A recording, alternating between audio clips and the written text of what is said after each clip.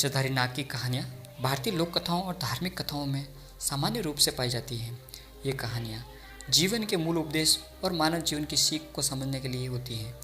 नागों को अद्भुत और शक्तिशाली माना जाता है, जिनका चित्रण कई कहानियों में किया गया है। यहाँ एक प्रसिद्ध ईसाधारी नाग की कहानी दी जा रही है। किसी पुराने गांव में एक समय की बात है। वहाँ एक युवक नामकरण के नाम से रहता था। नामकरण अपने माता पिता के साथ एक छोटे से गांव में रहता था और वो बड़ा ही साहसी और ईमानदार लड़का था। वह गांव के सभी लोगों के बीच में प्रिय था।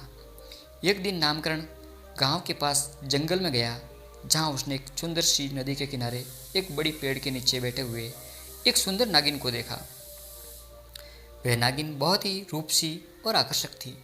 नामकरण ने उसके साथ दोस्ती की और उसकी बातों में बिताए गए समय में उनके बीच एक गहरा बंधन बन गया।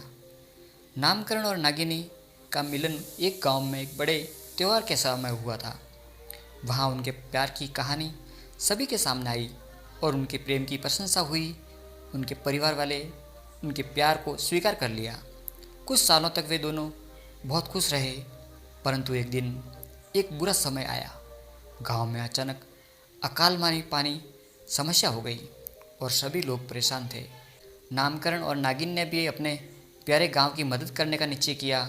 नामकरण और नागिन ने मिलकर तपस्या की और वायु और वरुण देवताओं की कृपा से उनकी तपस्या में सफलता हो गई।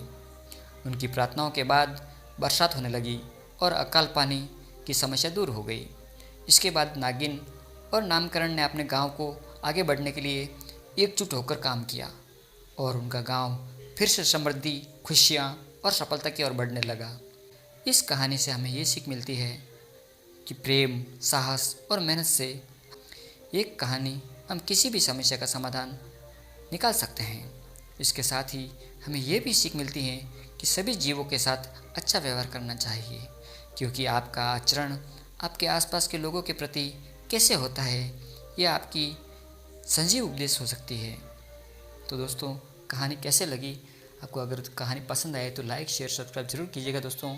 धन्यवाद।